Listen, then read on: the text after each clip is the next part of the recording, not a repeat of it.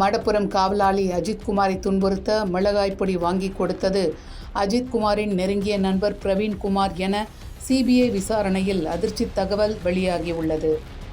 மடப்புரத்தில் காவல்துறையினரால் சித்திரவதை செய்யப்பட்டு உயிரிழந்த கோயில் காவலர் அஜித்குமார் வழக்கில் சிபிஐ விசாரணை தொடர்கிறது.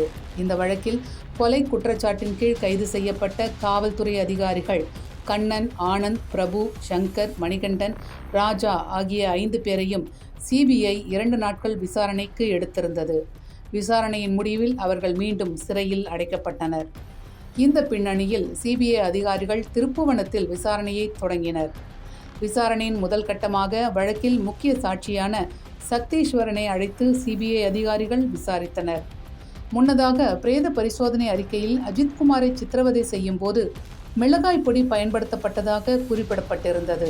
இதையடுத்து மிளகாய் பொடி எங்கு, எப்போது வாங்கப்பட்டது என்பது தொடர்பாக சிபிஐ விசாரணை மேற்கொண்டது.